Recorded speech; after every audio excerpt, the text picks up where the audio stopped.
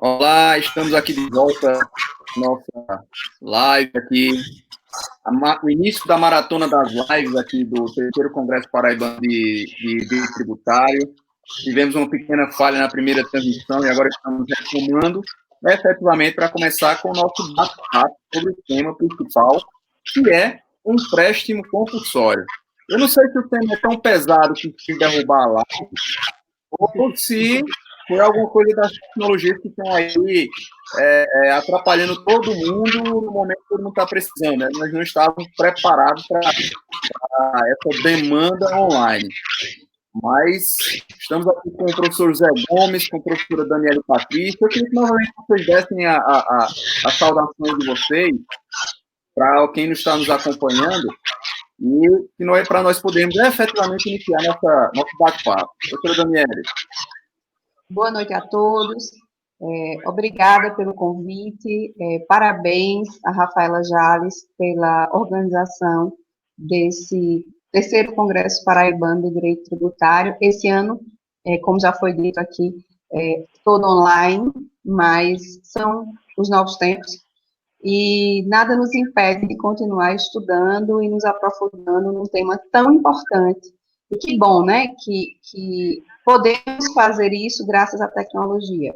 Nem sempre ela está a nosso favor, mas é só manter a calma que tudo dá certo no final.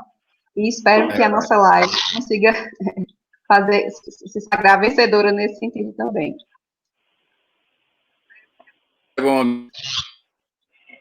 Boa noite, Gilberto Ivan, boa noite, Daniele, e boa noite a todos mais uma vez. Eu acredito que o tema ele não tem esse peso todo, não, sabe? Eu acho que a gente vai enfrentar de vez em quando esse tipo de problema, porque o futuro foi antecipado em 5 anos, eu acho, ou 10 anos, por conta dessa pandemia. Hoje a gente faz audiência, sustentação oral, até no Supremo Tribunal Federal online, a gente faz prova online, a gente conversa online, a gente faz congresso online. E a internet, como uma invenção do ser humano, vai ter suas falhas e a gente está sujeito a isso aí. Mas, assim, eu estava dizendo que o Congresso de Direito Tributário, aqui na Paraíba, traz luzes ao nosso Estado e faz com que ele seja inserido nesse contexto de grandes debates acadêmicos e pragmáticos também, sobre essa matéria que é tão técnica, né, que tem um conteúdo científico tão rico.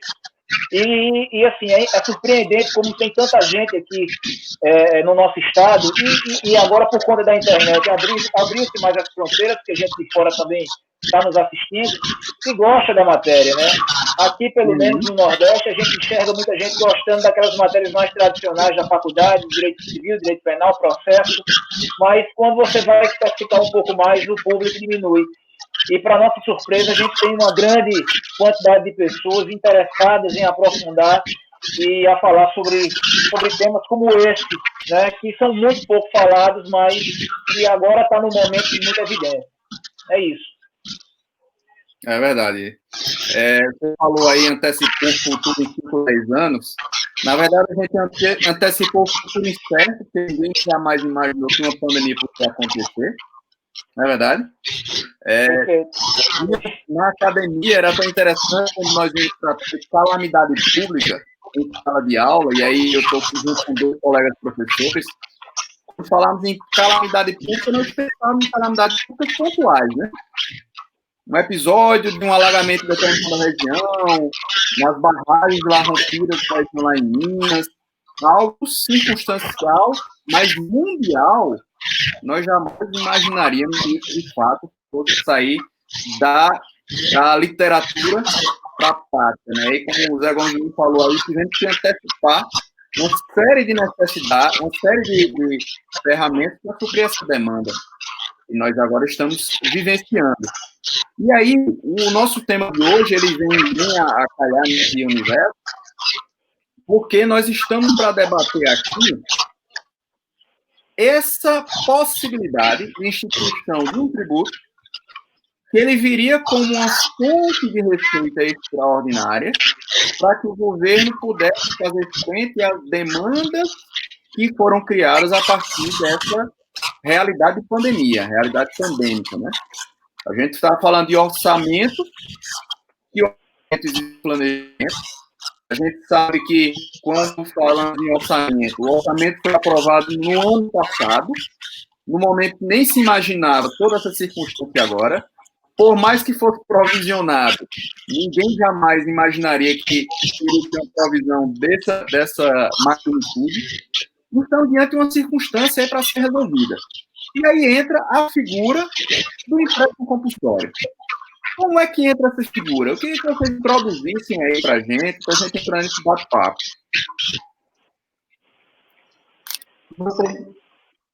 Professor Daniel, fica à vontade. Bem, na verdade, o empréstimo compulsório, ele, como todos devem saber, mas só para relembrar e para não perder o vício acadêmico, tem previsão no artigo 148 da Constituição Federal.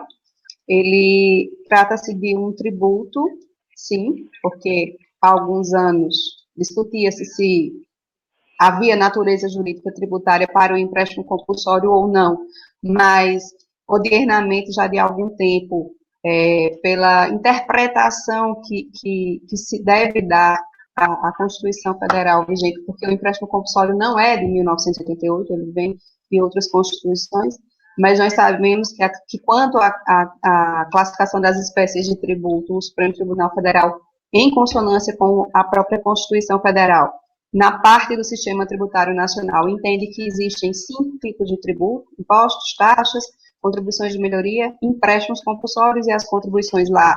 O céu é o limite, né, das contribuições para fiscais, sociais, enfim. Então, não resta dúvida de que o empréstimo compulsório é, sim, um tributo de competência da União, que deve ser instituído por meio de lei complementar em situações específicas, muito específicas. Calamidade pública, guerra externa, iminência de guerra externa, ou quando for necessária a realização de um investimento urgente de relevante interesse nacional, né? Nós estamos falando aqui dentro do contexto da realidade que vivemos hoje mundialmente, decorrente da pandemia gerada pelo Covid-19, obviamente, do empréstimo compulsório decorrente da situação de calamidade pública. Como o professor Gilbervan bem colocou, claro, é uma receita extraordinária, é um tributo que vai gerar uma receita extraordinária para suprir, obviamente, uma despesa extraordinária que estava fora da previsibilidade. Essa é a tônica que justifica o empréstimo compulsório. Mas não só isso. Enquanto tributo, ele, ainda que em situações excepcionais, como a gente já colocou, e ainda que esse tributo, a lei que o instituir, a lei complementar que eventualmente o instituir, deva efetivamente dizer como esses valores serão devolvidos ao contribuinte lá na frente, e essa questão de ter que ser restituído esse valor é o que considerasse uma dúvida, saber se seria tributo ou não, mas como já estabelecemos aqui, a premissa é um tributo. Está previsto no artigo 148 da Constituição Federal, que está dentro da parte do sistema tributário nacional, do texto constitucional, e, ademais, e para mim isso é o ponto mais forte, ele preenche perfeitamente os requisitos todos os requisitos do artigo 3º do Código Tributário Nacional, que vai nos dizer o que é um tributo. Lembrando que há ainda posições doutrinárias que se afastam dessa concepção de natureza tributária do empréstimo compulsório, como, por exemplo, o professor Hugo de Brito Machado. Mas, enfim, do ponto de vista prático, tem sim natureza tributária. Por que eu estou dizendo tudo isso como arcabouço inicial? Porque, como tributo que ele também deve se sujeitar às limitações constitucionais ao poder tributário, como, por exemplo, aos princípios constitucionais tributários. Bem verdade que ele é exceção a um dos princípios, que é o princípio o empréstimo compulsório decorrente de calamidade pública, que é o que nos interessa aqui, o do inciso 1º do 148, é exceção ao princípio da anterioridade geral e nonagesimal, por razões óbvias, quer dizer, se a lei complementar for votada hoje é dia 23 de julho, for aprovada hoje pelo Congresso Nacional, nada obsta que ela já entre em vigor a partir da data da sua publicação. porque diante da situação excepcional, não precisa respeitar, essa lei não precisa respeitar nem o próximo exercício financeiro, nem os 90 dias, como só ia acontecer com a maioria dos tributos, em virtude do princípio da anterioridade. Mas, afastando-nos dessa tônica, dessa lógica, de que o empréstimo compulsório é exceção, no caso de calamidade pública, é exceção ao princípio da anterioridade, isso não quer dizer que ele não tenha que respeitar outros princípios constitucionais, como capacidade contributiva, vedação do confisco, só para a gente falar dos pontos eventualmente mais fulcrais, na minha opinião, que giram em torno da, talvez, óbvia, e não sei se tão óbvia assim, necessidade, entre aspas, de uma situação dessa ser criado um empréstimo compulsório no Brasil hoje. A conferir. É verdade. O professor Daniele falou aí da questão dos princípios que envolvem e estão submetidos à criação de empréstimo compulsório, e me veio à mente a lembrança de que existe uma reserva de lei complementar para a instituição do empréstimo compulsório, né? Perfeitamente, Gilberto. Às vezes eu estou dando aula de empréstimo compulsório e, normalmente, para o aluno de graduação, eu acho que, em grande parte, vai prestigiar esse congresso, e o aluno, ele muitas vezes confunde essa exceção, a anterioridade do artigo 148, inciso 1, que é justamente essa hipótese material constitucional do estado de calamidade pública, né, prevista pela Constituição, que pode ensejar o empréstimo compulsório. Quer dizer, o aluno confunde essa exceção com a anterioridade geral e nonagesimal com também a necessidade de lei. Ele acha, se é, digamos assim, o empréstimo compulsório, ele, nesse sentido, ele não obedece à anterioridade, também ele precisa obedecer à lei. Lei do engano. A legalidade tributária, ela não só se faz presente, como se faz presente de uma forma até qualificada. Porque a lei que institui o empréstimo compulsório é uma lei complementar. Você ressaltou isso muito bem. Então, assim, o próprio artigo 148, da Constituição, ele é muito rico em informações, porque ele diz a União, mediante lei complementar, então ele já estabelece a competência tão somente da União, como também ele diz que o princípio da legalidade, ele tem que estar presente, e presente de uma forma, eu diria até qualificada, já que não é qualquer lei que pode instituir o empréstimo compulsório, dada aí também a sua extraordinariedade. Tá ok, Gilberto? Isso é importante que se diga. E assim, eu acho que o tema, a gente está falando do beabá do tema, é interessante que se fale, porque o momento tão extraordinário de pandemia nos remete a ele. Assim, desde 88 para cá, eu não vi, digamos assim, desde que eu comecei a estudar Direito, né, que em 88 eu ainda era, graças a Deus, um menino.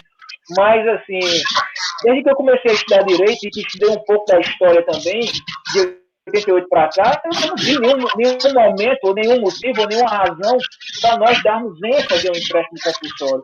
E como você bem ressaltou, nós estamos vivendo agora um estado de calamidade pública mundial. Vai nos interessar a calamidade pública nacional, decretada, inclusive, estabelecida pelo Decreto-Lei 06/2020, que foi instituído em 20 de março deste ano, e que determinou, que instituiu o estado de calamidade pública pelo menos até o dia 31 de dezembro. Tá? Então, assim, é em cima desse contexto que a gente tem que analisar se é possível a instituição ou não do empréstimo compulsório. Tá? Mas, como a professora Daniele ressaltou muito bem, é um tributo que já foi, digamos assim, reconhecido pelo Supremo desde 76, certo? A partir de entendimento do então ministro do Supremo, Aleomar Balieiro, ou seja, há 44 anos que o empréstimo compulsório realmente tem essa natureza tributária. Agora, é pouco falado, é pouco prestigiado, eu diria, graças a Deus, dada a sua extraordinariedade. A começar pelo nome, né? Eu sempre digo o seguinte: você tem a junção de dois vocábulos que tem um dissenso semântico. Há um antagonismo nos vocábulos. você tem um vocábulo empréstimo, né? Do verbo emprestar, que dá uma ideia de facultatividade, dá uma ideia de poder ou não, e tem o compulsório, que é típico propriamente do tributo, né? O tributo é uma prestação pecuniária compulsória. Então, mas isso se dá também pelo fato de que é o único tributo que vai ter a contraprestação, digamos assim, na devolução do dinheiro mais para frente. Então, por isso que se fala que é um empréstimo obrigatório que se faz naquele momento de extraordinariedade. Eu vi uma figurinha certa vez que, para mim, ele representa bem o empréstimo compulsório. É como se um sujeito chegasse para você armado dizendo, me empresta dinheiro. Não é? É mais ou menos isso. Está lhe forçando a emprestar o dinheiro. É essa intenção semântica que você falou aí, né? Você está forçado a isso. Pela empresta dinheiro que depois eu te devolvo. É verdade. Dentro dessa temática, como é que a gente pensar no empréstimo compulsório nesse momento? Será que o mercado, ou vamos dizer, os setores produtivos, a sociedade, tem disponibilidade para dispor financeiramente algo mais, ou estamos numa situação que a pandemia inviabilizaria esse empréstimo compulsório? O que é que vocês acham sobre isso? Eu voltaria uma quadra atrás nesse tabuleiro, nessa sua pergunta, Gilberto, se você me permite. Eu acho que a gente tem que fazer a seguinte pergunta. Será que é necessário instituir o empréstimo compulsório? Não é nem saber se o contribuinte, que eventualmente vai lá estar na tipificação do aspecto subjetivo da hipótese de incidência, vai estar lá descrito. Não é nem saber se ele tem condições ou não, mas assim, se é necessário, eu vou me explicar. Não porque eu estou duvidando da situação de calamidade pública, não tem como duvidar disso, por conta da pandemia, por conta do decreto que o professor lembrou aí. Não. Mas há que se perguntar se nos cofres públicos não há recursos do ponto de vista orçamentário, sobretudo diante da autorização do Congresso Nacional que já foi dada, no que se chama de orçamento de guerra, no que se cunhou chamar de orçamento de guerra. Será que não há recursos nos próprios cofres públicos, cuja utilização está autorizada pelo Poder Legislativo, para fazer face às despesas da pandemia, lembrando que eu estou falando aqui de um tributo federal. E é muito importante a gente lembrar isso, por quê? Porque é preciso, antes de mais nada, que o governo federal exponha nas suas contas uma programação específica, organizada, para a qual a sociedade possa ter luz e entender.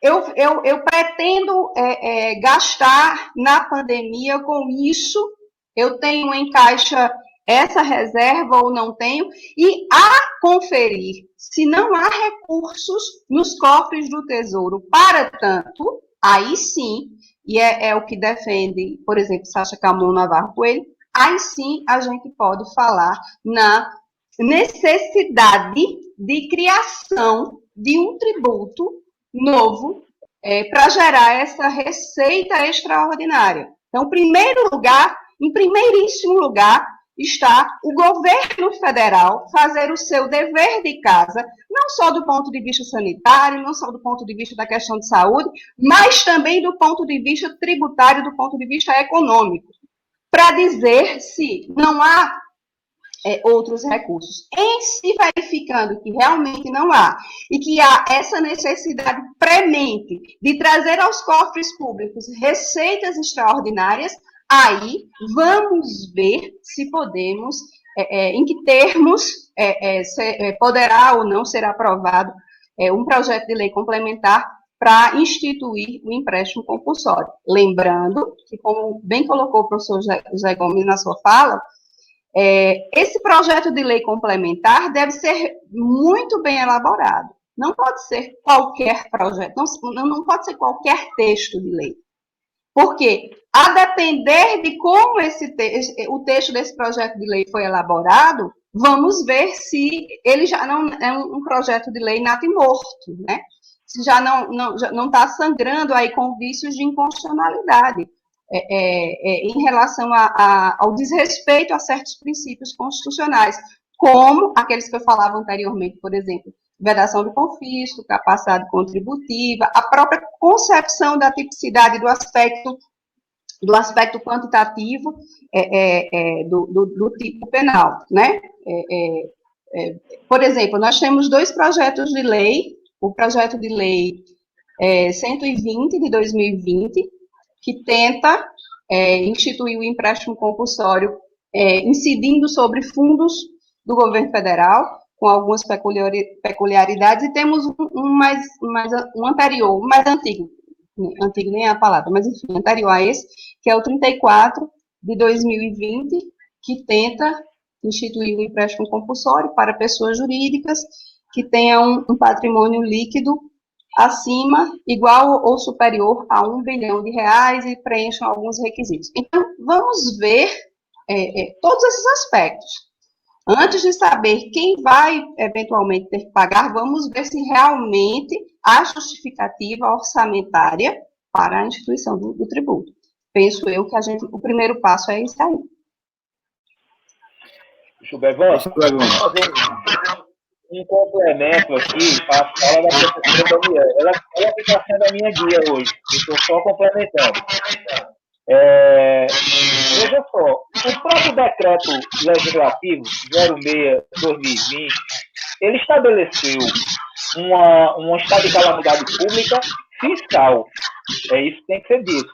Certo? Um estado de calamidade pública que é limitado aos termos do artigo 65 da Lei Complementar 101, que é a Lei de Responsabilidade Fiscal.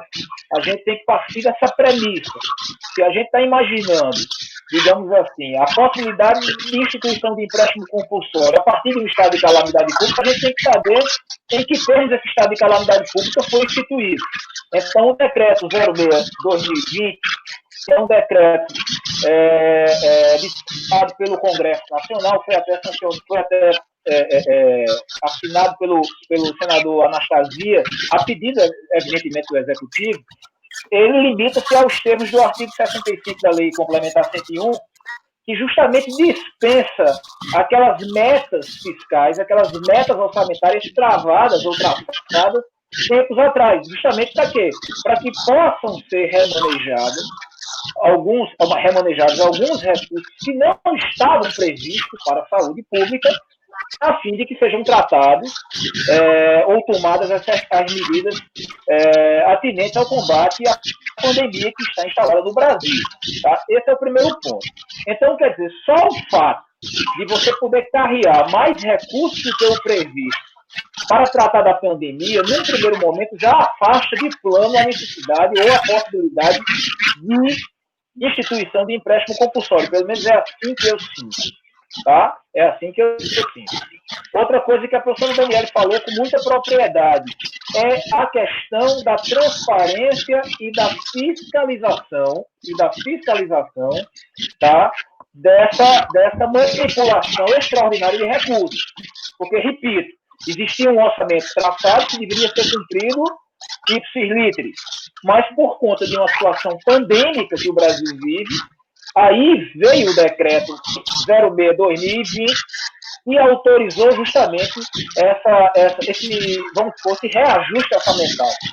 E esse reajuste orçamentário ele está sendo, ou pelo menos é para ser fiscalizado por uma comissão mista, formada por senadores e deputados federais, para se saber se esses recursos que foram carreados, né, e desviados de seu caminho natural ou do caminho original do orçamento, realmente foram encaminhados para o combate à pandemia, né, a prevenção e o combate à pandemia. Eu não sei até que ponto está dando certo, porque o Brasil está aí explodindo o número de casos e até que ponto a gente está conseguindo realmente conter isso, né? Então, no meu sentido, aí eu vou concordar com a professora Daniela, há possibilidade, sim, Há uma outra questão que eu vou levantar daqui a pouco, o texto do decreto, repito, se limita à lei de responsabilidade fiscal, que é, como o próprio nome diz, uma lei fiscal. E nós estamos falando aqui de um empréstimo compulsório para um contexto tributário. Direito tributário e direito financeiro, direito fiscal, vamos dizer assim, são co-irmãos, mas não são confundidos. Então a gente tem que saber até que ponto um e outro podem ser casados. Eu defendo que sim, que se houver, em última instância, depois que todos os recursos que foram extraordinariamente carreados em prol da defesa do Estado brasileiro e da sociedade no contexto da pandemia se esgotarem, então vamos para o empréstimo compulsório. Aí é a última sacada.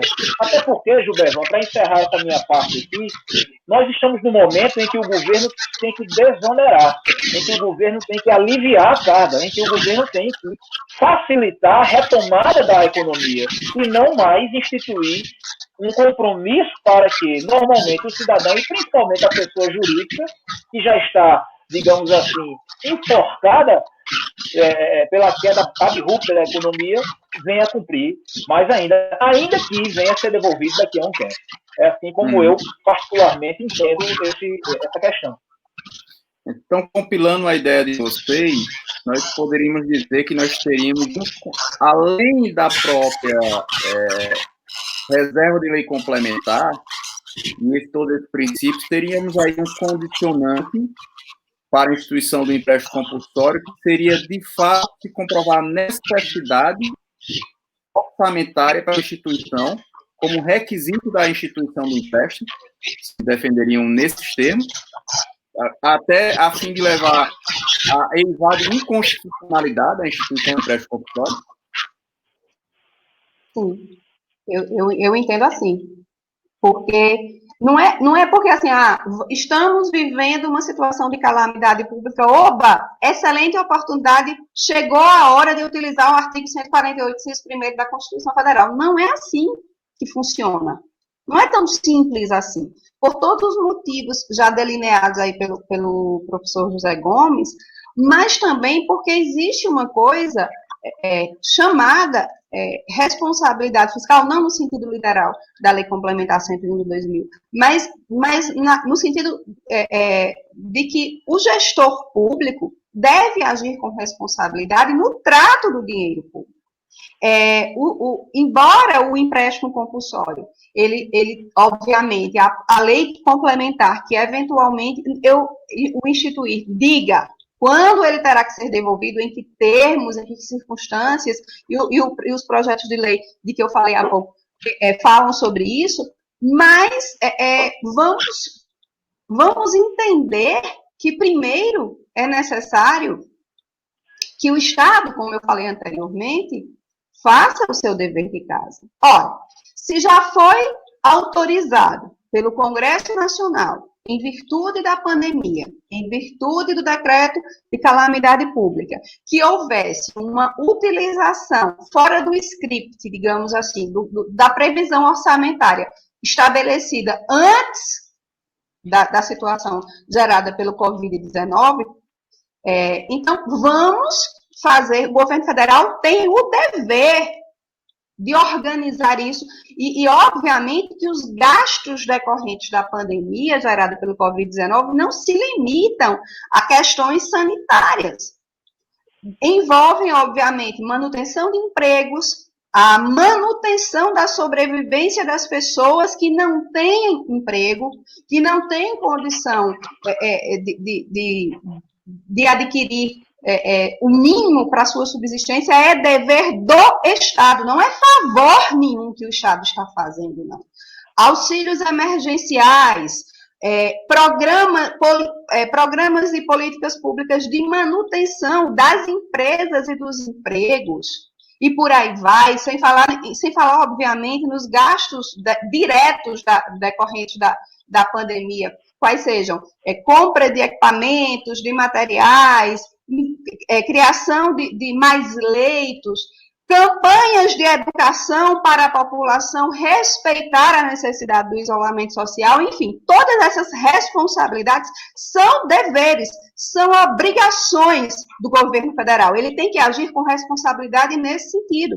E sem falar que, óbvio, que por mais que se faça, ainda que, se a gente tivesse vivendo uma situação em que o governo tivesse a responsabilidade de tomar atitudes efetivas e eficientes, dando à pandemia a importância que ela tem, o que não parece ser o caso pela realidade de mortes crescentes no Brasil, infelizmente, mas ainda assim haveria que se preocupar com o pós, porque é óbvio que por mais situações de saneamento dos problemas emergenciais que o governo estivesse fazendo, claro que a pandemia, que as consequências da pandemia são drásticas para a economia, mas, pelo amor de Deus, nem cabe mais a gente discutir isso, não se está discutindo vida ou saúde, saúde ou emprego, pelo amor de Deus, há que se agir de forma conjunta e eficiente.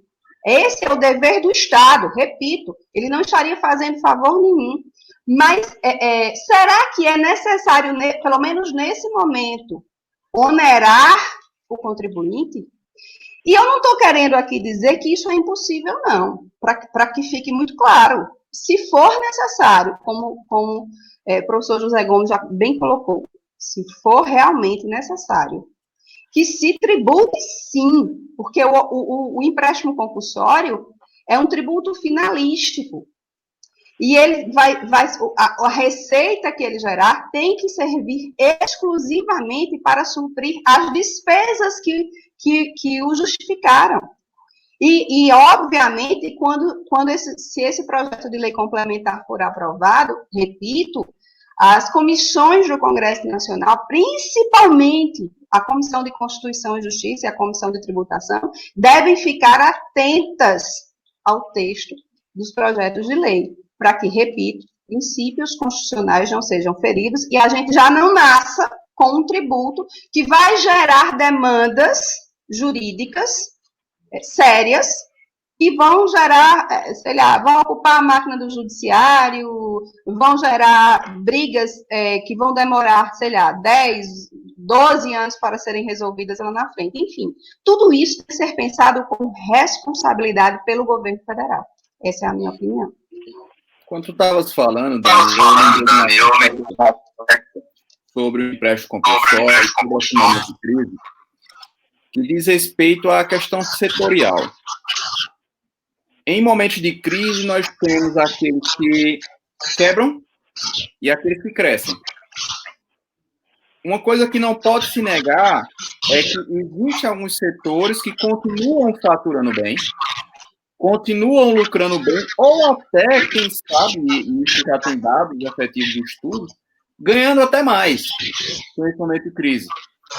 Então, não é de descartar a possibilidade, por exemplo, até no dever de cooperação social, nos setores que estejam tendo um sobressalto financeiro, possam contribuir com a máquina do Estado, se assim houver, como você está colocando aí, a necessidade da instituição, para fazer frente às despesas em que outros setores não estão podendo contribuir.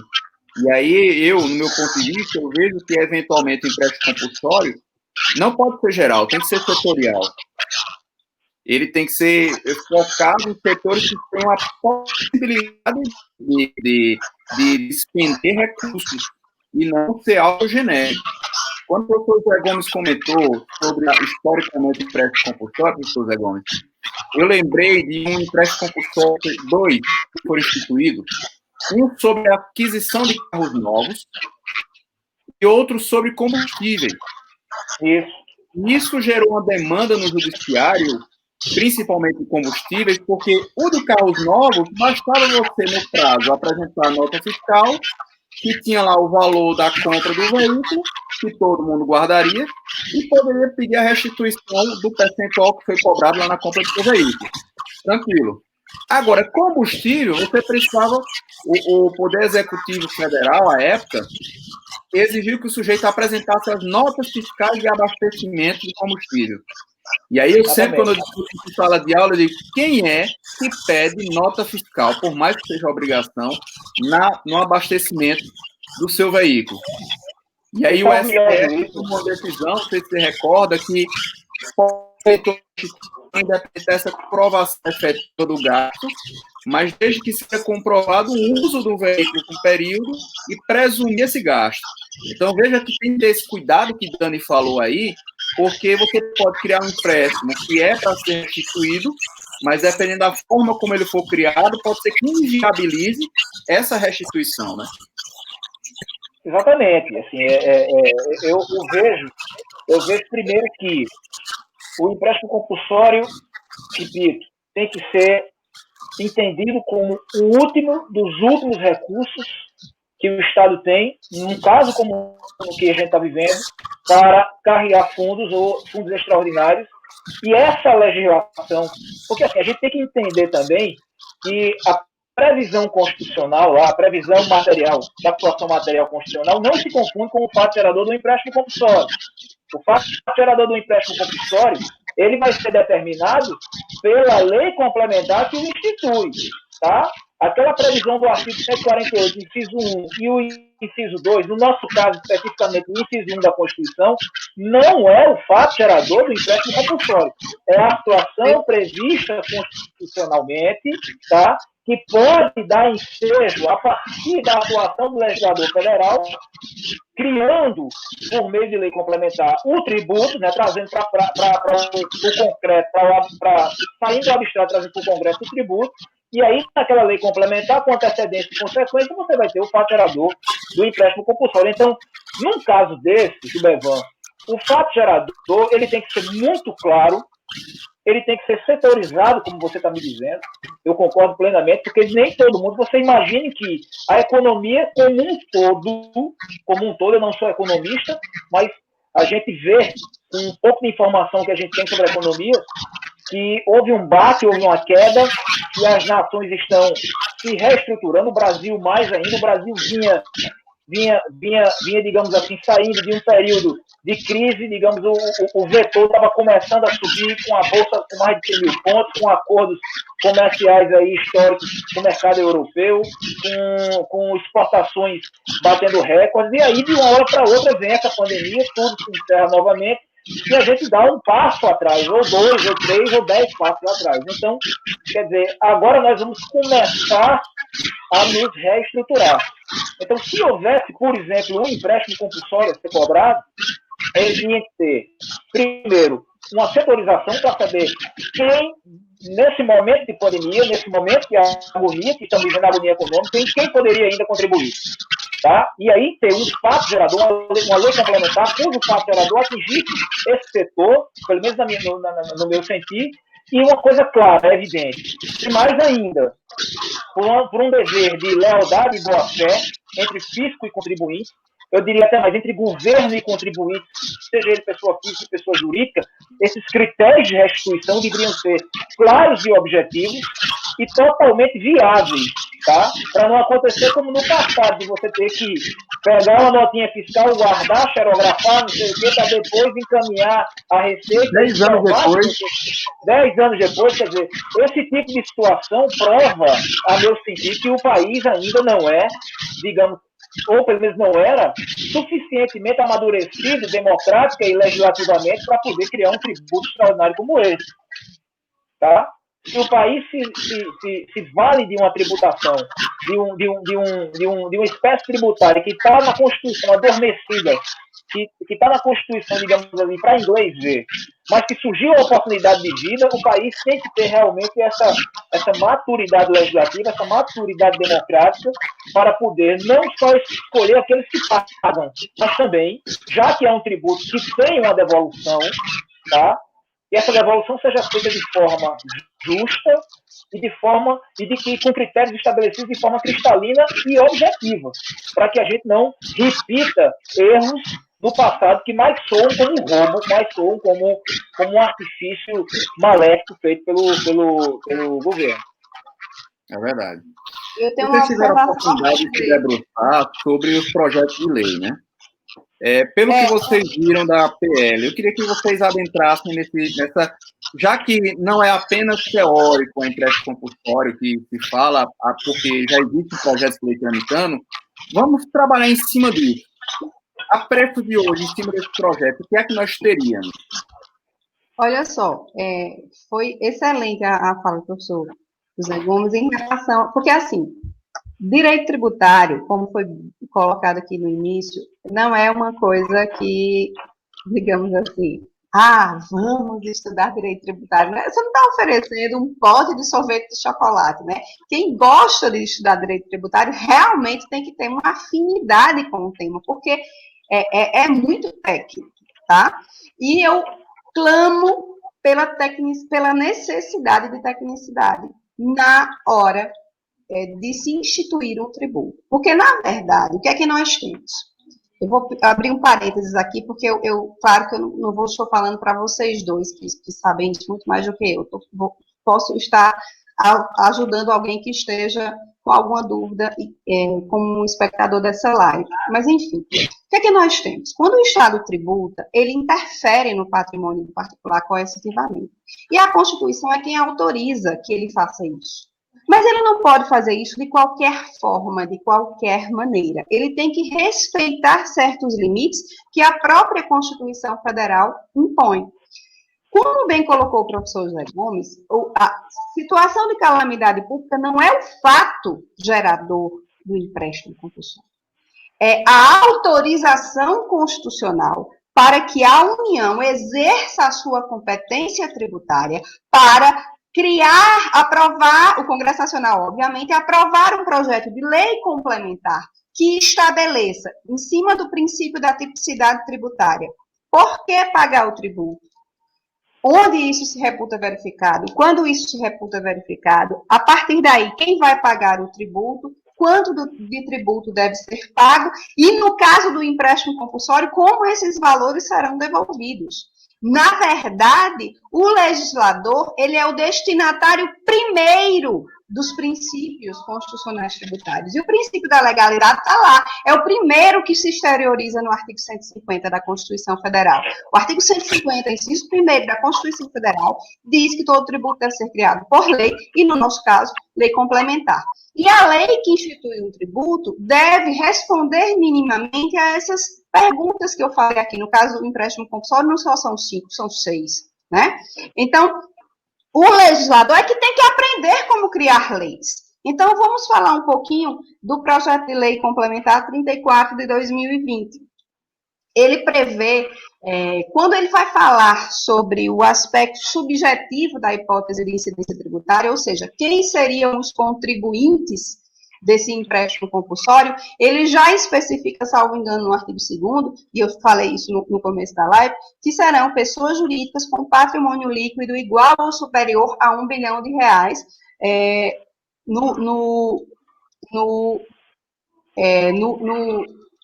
no ato da publicação da lei, certo? Ok. Se a gente parar um pouquinho para ver do ponto de vista... E aí ele vai dizer que o empréstimo será de 10% sobre o lucro líquido apurado nos 12 meses anteriores E quem vai fixar a alíquota é o Ministério da Economia. É o Poder Executivo. Então, assim, vamos escolher por onde a gente vai começar aqui a apontar esses erros. Ponto número 1. A base de cálculo está explicando que é 10% do lucro líquido apurado nos 12 meses que antecederam a instituição da lei. Então, assim, não é que desrespeita o princípio da irretroatividade de forma direta, mas se você parar para analisar, você vai pegar como base o lucro que a pessoa jurídica teve numa situação anterior. Totalmente diferente. Totalmente diferente. Ponto número 2. O projeto de lei não estabelece os percentuais mínimo e máximo das alíquotas. Quem é o Poder Executivo para instituir a alíquota para um tributo. A terceira pessoa, depois de seu, ninguém.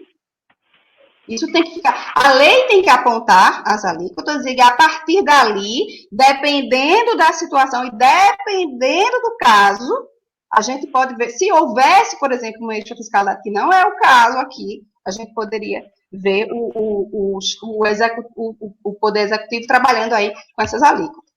Mas aí teria que ter umas balizas, teria que ter uma baliza na lei complementar estabelecendo esses parâmetros. Exatamente. Então, assim, o projeto de lei informa que a devolução vai ter que se dar até 4 anos após o fim da pandemia, e especifica, nesse ponto eu achei que não tem, porque especifica como é que vai se dar essa devolução, com juros, multas e um escalonamento, etc. e tal. Mas, assim, eu acho que foi uma forma assodada, no caso desse projeto de lei complementar, de criar um empréstimo compulsório sem entender. Por exemplo, não houve a setorização que você falava, Gilberto, anteriormente, nesse projeto de lei. Então, a gente já embora que a indicação da pessoa jurídica com patrimônio acima de 10 bilhões já seja um ponto de partida, digamos assim, para a identificação do sujeito, né, do aspecto subjetivo da hipótese de incidência tributária. Mas há que se ver, concordo com você, em que setores, né? Setorizar seria importante, seria adequado, seria recomendado. E o projeto de lei complementar 102 de 2020, ele é mais recente, ele diz que ele intenciona criar empréstimos compulsórios que irão incidir sobre fundos federais. Claro que alguns fundos não entram aí nessa conversa, como o Fundo de Participação dos Municípios e outros, né, mas, enfim, na justificativa leva-se em consideração que são mais de 281 fundos federais, né, que em 2019 contaram com mais de 200 bilhões de reais. Então, seria uma forma de utilizar esse valor afetando esses fundos para fins específicos do empréstimo compulsório. Mas esse ainda está foi só proposto, o anterior que eu falei, o 34, já está nas comissões. Esse está bem no início ainda. Mas, enfim, são projetos de lei que precisam de uma melhor elaboração, na minha opinião. Vamos colocar pessoas que entendem da técnica de legislar tributariamente para criar projetos de lei. Repito, se for necessário, com todas aquelas observações que colocamos anteriormente, que se crie. E óbvio que a afetação deve ser em cima de quem tem mais condições de contribuir, em respeito ao princípio da capacidade contributiva, em respeito ao princípio da igualdade tributária, da isonomia, e obviamente, no outro lado da baliza, com parcimônia para não haver confisco, né? Todos esses parâmetros devem ser observados pelo legislador, que, repito, é o primeiro destinatário das mensagens da Constituição quanto às limitações ao poder tributário. Professor Zé Gomes. Gilberto, vamos fazer aqui pequenas colocações, mais uma vez complementando a boa fala da professora Daniele. Bom, eu vou citar basicamente esse projeto, esse PLP 34, que é de autoria do deputado federal Wellington Roberto, né? Não sei se você sabe, aqui do PL da Paraíba, tá? E, assim, com as vênias de estilo, para mim é um projeto de lei que já nasce com vícios de inconstitucionalidade assim, flagrantes, tá? Formalmente, a gente pode até falar, dizer o seguinte: olha, está sendo criado por lei complementar, está sendo baseado no estado de calamidade pública que se vive hoje em dia, mas, como já ressaltado muitas vezes aqui nesse nosso diálogo, nesse nosso bate-papo, o empréstimo compulsório, ele precisa, ao ser criado por lei complementar, obedecer a todos os princípios constitucionais tributários a que é obrigado. aqui é obrigado. Se, nesse caso, o artigo 148, inciso 1, ele não é obrigado a observar a anterioridade geral e nonagesimal, ele é obrigado, por exemplo, a obedecer à irretroatividade, certo? Ao princípio da impossibilidade de uma lei que venha tratar de assuntos que tenham passado. Ele também é obrigado a respeitar a capacidade contributiva, tá? Principalmente em se tratando de um momento pandêmico. E aí a gente já falou também que a nossa economia, ela deu vários passos atrás. Ela estava num viés, ou estava numa tendência de subida, mas ainda muito incipiente, muito pequena. E a gente deu passos atrás. Então, quando no caso, o autor do PLP 34 sugeriu, tá, que a base de cálculo fosse um lucro líquido auferido nos últimos 12 meses por empresas que têm um patrimônio líquido. Veja só, a empresa ela tem que ter um patrimônio líquido de R$1 bilhão para cima na data da publicação.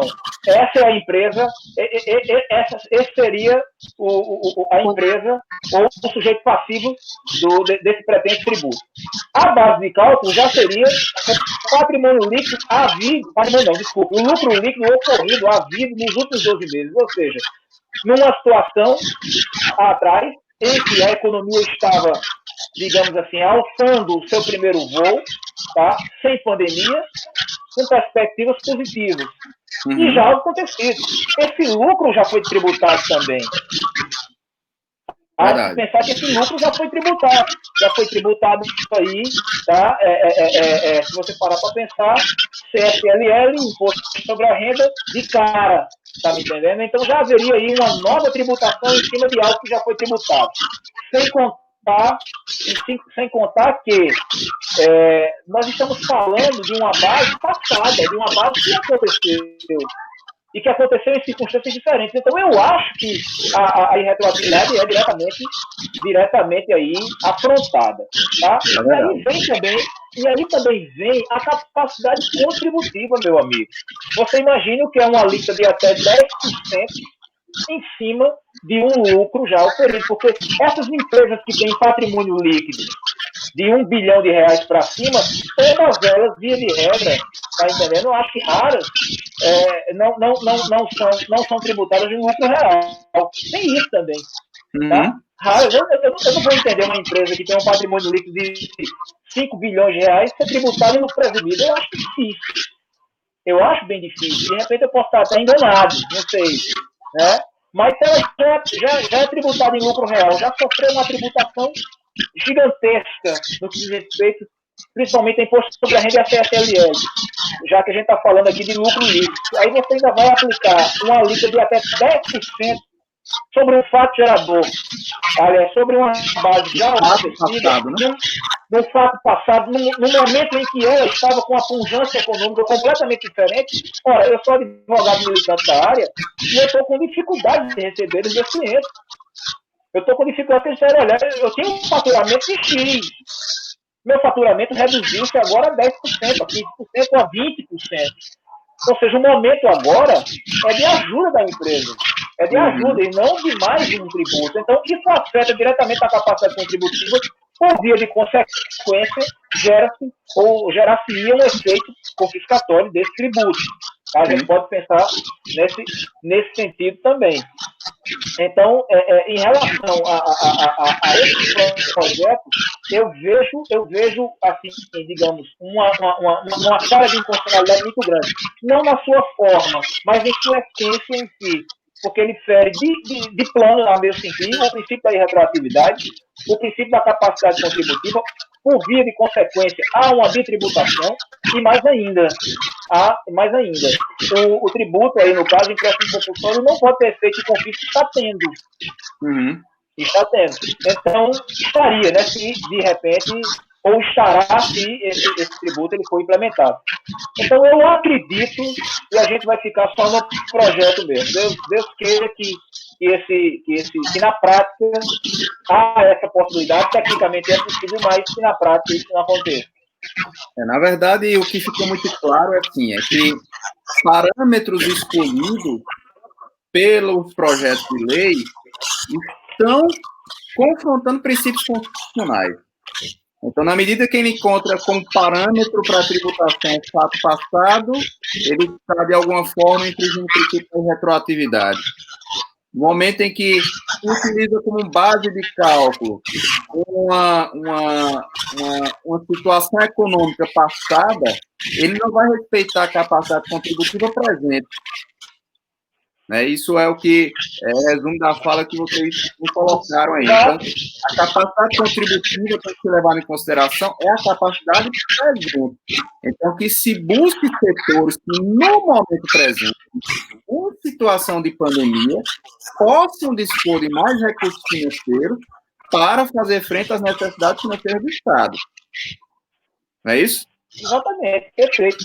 Eu entendo dessa forma. Eu vou fazer um paralelo aqui, que talvez não eu vou dizer, é uma analogia até muito distorcida, tá? Mas vamos imaginar o seguinte, que foi estabelecido para um pai ou para uma mãe o dever de pagar uma pensão alimentícia com base no salário que ele tinha um ano atrás. Só que ele perdeu esse emprego e se mantém do mesmo jeito. Até se cria mais uma obrigação. Como é que essa pessoa que perdeu o recurso, que perdeu a receita, pode pagar a mesma coisa, mas ainda pagar um novo tributo em cima de uma base que ele tem que hoje não tem mais? Uhum.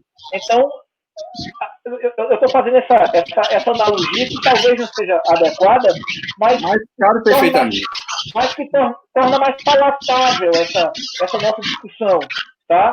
Torna mais palatável essa nossa discussão. Então, quer dizer, por isso também eu entendo que esse PLP 34, ele não serve ainda. E o outro PL, que a professora Daniela citou, ainda está em parte de discussões, de conversas, e que talvez não mereça, assim, uma atenção tão redobrada nesse momento. Tá? Mas que a gente tem que ficar de olho, porque, repito, até o dia 31 de dezembro desse ano, nós estamos com o estado de calamidade pública decretado.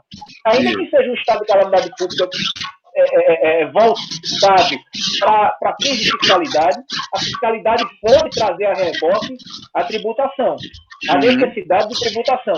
Por isso que, repito, mesmo que o decreto 06/2020 tenha uma natureza jurídica, digamos assim, ou tenha uma especificação de ramo do direito diferente, num primeiro momento, do artigo 148, inciso 1, já que a gente está falando de direito orçamentário e agora de direito tributário, ora, se o orçamento necessitar, mesmo com essa possibilidade de manipulação extraordinária do orçamento, mas se houver ainda necessidade, óbvio que o governo, tendo essa possibilidade, ele vai lançar mão de um empréstimo. Tá? Eu não tenho dúvida disso.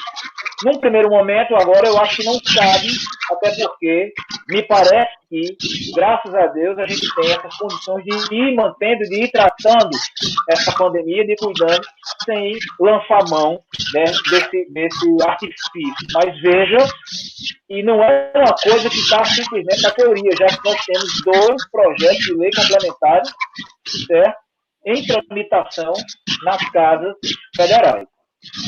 É verdade. Então, se nós fôssemos resumir aqui a nossa apresentação, nós estamos chegando aqui para quase 1 hora de live, 58 minutos dessa live efetiva aqui. O tempo passa, a gente não bate papo aqui que nem percebe, né? É verdade. Se nós fôssemos fazer um resumo aqui, eu peço que vocês me corrijam se eu estiver errado, o que nós estamos falando aqui numa linguagem é possível criar um empréstimo compulsório, desde que haja efetivamente comprovado uma necessidade. E aí eu remeto a um bate-papo que eu tive há uns 2 meses atrás com o professor Alexandre Salema, e Alexandre Salema, ele colocava, como professor de direito financeiro e tributário, ele colocava que nesse momento o mais adequado é o governo recorrer ao endividamento público. Se há necessidade de receita, então busque primeiro o endividamento público, de outras formas, para não precisar sacrificar a sociedade nesse momento. Se for para buscar a receita da sociedade, que busque de acordo com a capacidade contributiva desse momento pandêmico que nós estamos vivendo. Né? Considerando a circunstância da empresa que traz, a realidade financeira, agora, e não de 12 meses atrás, de pré-pandemia. Né? E respeitar todos esses critérios da instituição que não podem ser vagos e não são vagos, são muito bem delineados na Constituição. E essa lei tem que respeitar isso. Gilbervan, o desembargador Marcos Abraão, do TRF, da terceira região, está o melhor juízo. Aliás, da segunda região, é um tributarista muito, muito competente. Ele define o empréstimo compulsório como um tributo extraordinário, pontual e restituível. Então, essas três características são muito arraigadas no empréstimo compulsório, de maneira que, se o tributo é criado para fazer frente a uma situação pontual, tá? Que agora está ocorrendo, as bases desse tributo devem ser, digamos assim, acessadas em cima de uma situação econômica vivida agora. Você disse muito bem. Por que eu vou criar um tributo com base num movimento anterior ou numa perspectiva futura, que é pior ainda, que a gente não sabe o que é que vai acontecer? A gente espera que tudo melhore, mas a gente não sabe. Numa perspectiva melhor do que está acontecendo. Quer dizer, aí vai acontecer, além de todas essas inconstitucionalidades, vai acontecer também do contribuinte não pagar. E o contribuinte poder ser até incriminado posteriormente, né, se sofrer as penalidades administrativas, e do jeito que o direito tributário está se aproximando cada vez mais do direito penal, eles agora são irmãos, do contribuinte, de repente, até ser incriminado porque não pagou uma despesa extraordinária, né, não pagou um tributo extraordinário diante de uma situação. Então, eu acho que esse tributo ele tem que ser muito pensado. Primeiro, ele tem que ser utilizado só, repito, pela enésima vez, na última instância. Tá? E se ele tiver que ser utilizado, o momento vivido, não só de deficiência de saúde sanitária pública, mas, acima de tudo, de deficiência econômica, deve ser levado em consideração. Tá? As pessoas não só morrem de Covid, as pessoas morrem de fome, as pessoas morrem de desemprego, as pessoas jurídicas morrem por conta da economia que vem acabando. Então, a gente também tem que ter, eu acho que a vida está em primeiríssimo lugar e isso se discute. Mas, quando a gente fala de direito tributário, a gente tem que pensar de uma forma ligada com a economia, com o orçamento, com a situação que está acontecendo. Não dá para largar a mão do direito tributário ou então lançar a mão de certas medidas, como instituição de tributo, majoração de alíquotas, criação de aspas, novos fatos geradores, sem que se observe verdadeiramente a situação que se vive. É isso. E eu vou fazer um artigo aí, no que o professor José Gomes falou, como a própria lei que institui o tributo tem que dizer como vai haver essa restituição, isso também tem que ser uma coisa programada. Primeiro, para se saber quanto se pretende arrecadar, ou quanto o governo eventualmente provisiona arrecadar com aquele eventual tributo, empréstimo compulsório que foi criado, para saber o montante que tem que ser devolvido numa situação econômica futura que é uma interrogação gigantesca. Enfim, tudo é muito... tem que ser levado com muito cuidado. Eu, particularmente, acho que o momento é de focar em questões que envolvam o combate efetivo à pandemia e as consequências, pelo menos a curto e médio prazo, que ela já está nos trazendo. Isso é o meu ponto de vista. E aí eu vou entrar num outro, aproveitar esse ensejo para emitir aqui uma opinião, que obviamente tem a ver com o tema geral do Congresso esse ano, que é a questão da reforma tributária. Eu não sei se estamos vivendo o melhor momento para a votação de uma reforma tributária, sinceramente, do ponto de vista econômico, do ponto de vista político, do ponto de vista social. Eu sim, até porque, por exemplo, para usar um clichê, uma expressão que todo mundo está utilizando bastante, estamos vivendo ou começando a viver um novo normal. Então, eu não sei nem se os termos em que eventuais propostas de reforma, porque desde que eu me entendo por gente, e na Constituição de 88 eu também era bem menininha, viu, professor Zé Gomes? Mas desde que eu me entendo mais do que eu. Desde que eu me entendo por gente que eu escuto falar de reforma tributária, certo? Então, assim, e várias propostas, e tem proposta da Câmara, e tem proposta do Senado, agora o governo mandou uma parte da proposta dele, mas ele não descobriu a surpresa toda, ninguém sabe o que é que tem dentro desse Kinder Ovo, enfim, no final das contas. Mas será, sinceramente, que o momento adequado para se votar um tema tão relevante, tão importante para o país, que demorou séculos para vir à tona? Será que o momento político, econômico, social é esse? Eu, particularmente, acho que, sinceramente, não. Então, é preciso ter muito cuidado com tudo que envolve direito tributário pela seriedade do tema. A gente não pode ficar brincando, com todo respeito às propostas existentes, mas em um momento, será que elas serão adequadas para um futuro que a gente nem sabe como é? É a grande pergunta que eu deixo lá. Vivemos, de fato, momentos estranhos, né? E momentos estranhos requer parcimônia, prudência e muito cuidado. Pessoal, estamos aqui chegando, ultrapassando uma hora de bate-papo. Excelente, nós podemos ficar aqui a noite toda, regado a talvez um vinho online, compartilhando essas ideias e batendo esse papo. Mas, para não cansar quem nos escuta, nos acompanha, enfim, eu queria que vocês colocassem as suas impressões finais sobre esse tema, para a gente finalizar, já deixando aqui o convite para a nossa próxima live, que nós divulgaremos no nosso Instagram, no YouTube do Congresso, pelo link direto, pelos e-mails, será divulgada a próxima live que nós vamos fazer ao longo desse mês até o Congresso, uma série de lives. Essa aqui é apenas a primeira. Mas antes de encerrar oficialmente, eu queria deixar a palavra aí para o professor Zé Gomes, professora Daniele, para dar as suas saudações finais. Gilbervan, eu quero apenas agradecer, né, a minha palavra aqui é de gratidão, já me despeço agradecendo a oportunidade. Eu acho que a gente está aqui, essa live eu diria que é um congresso também, faz parte do congresso, porque na prática o congresso vai ser assim. Na prática as pessoas vão estar em suas casas falando e os nossos congressistas vão estar também nos ouvindo pela internet. Então a gente está antecipando o que vai ser esse congresso. Tenho certeza que vai ser um grande sucesso.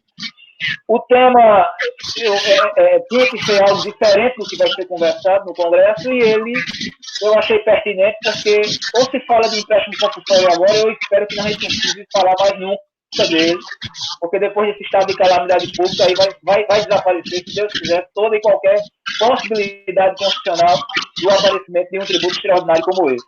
Então eu quero agradecer a oportunidade de revê-lo, de ver a professora Daniela também, de bater esse papo, de trocar ideias com vocês, agradecer a quem nos escutou, a quem nos ouviu, e desejar que todos tenham muita saúde, muita paz. E a Rafaela também, eu agradecer e desejar a Rafaela muito sucesso nessa empreitada agora virtual que ela está encabeçando, tá bom? Então um abraço grande e que Deus nos proteja sempre. Daniele, Patrícia. Bem, eu também quero agradecer a todos que estiveram conosco até aqui, agradecer a parceria do professor Zé Gomes, que inclusive foi quem propôs o tema, quando a gente conversou rapidamente, quando a Rafaela nos convidou, ele propôs o tema, eu aceitei de pronto, achei obviamente pertinente, até para desmistificar esse tributo, né, tirar essas camadas de eventuais dúvidas de tecnicidade em torno do empréstimo compulsório. Quero parabenizar a Gilbervan pela excelente condução da live, como sempre, né? Ele é excelente nisso. Já está escolado, né, Gilbervan? Participamos de outras conversas aqui online. E dizer que é muito gratificante saber que existem pessoas interessadas em estudar e entender um pouco do direito tributário, porque só assim é possível a gente caminhar para uma tributação justa, equânime, que é o ideal, né, digamos assim. E para quem vai participar do Congresso, ou continuar participando do Congresso, porque isso é uma prévia, né, uma antecipação, de como vai ser na prática o Congresso, eu vou aqui ratificar um pedido que Rafaela fez e que também me é muito caro, em relação às pessoas que vão escrever artigos. Por favor, participem. Rafaela sabe que é o meu xodó no Congresso, é a questão dos artigos científicos. Eu acho muito importante incentivar as pessoas a estudarem, a escreverem, a opinarem sobre o direito tributário. Na minha opinião, isso é o que faz esse Congresso, o que traz um diferencial para esse Congresso. Então, aqui eu deixo o meu apelo para quem se interessar pelos temas do Congresso, que escreva, encaminhe, enfim, vamos conversar sobre direito tributário. Obrigada a todos. É isso. Isso. Agradeço demais a participação dos colegas, dos amigos, professor José Gomes. Prazer em revê-lo, Gomes. Fazia muito tempo que nós tínhamos nos encontrado. Muito tempo, né, Gilberto, que a gente se via. É verdade. Foi uma alegria me ver.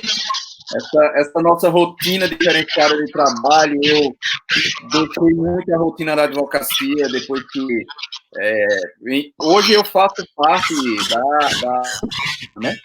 Estamos falando mal e bem do Estado aqui, e hoje eu faço parte do Estado, que hoje eu sou auditor fiscal aqui no município de Campina Grande. Depois de 15 anos na advocacia, deixei a advocacia para vivenciar essa experiência aí. Como diz minha colega Daniela Patrícia, que eu fui para o lado negro da força, né? Vim para o lado negro da força aqui, mas para vivenciar isso, e aí a gente acaba distanciando de colegas que estavam na nossa militância, né? No nosso dia a dia. Mas ganhou o fisco municipal, ganhou um profissional de alto gabarito e alguém que viveu os lados diferentes da moeda. Isso é muito bom, porque areja a nossa cabeça, né? Então, ganhou o fisco, né? Perdeu a advocacia, mas, em compensação, o Estado tutor ganhou com sua presença, velho. Parabéns e, mais uma vez, uma alegria revê-lo. E um prazer também falar com a professora Daniela, bater esse papo e estamos juntos aqui. Tá bom? É isso. Agradecer a todos que estiveram conosco hoje. Fiquem atentos com a divulgação das próximas lives, que nós vamos transmitir aqui via YouTube. Professora, a Rafaela também está tentando fazer a transmissão paralela via Instagram, mas aqui é mais direto a nossa transmissão. E é um prazer encontrar todos os de forma nessas lives e nos dias do Congresso no mês de agosto. Forte abraço a todos e até breve.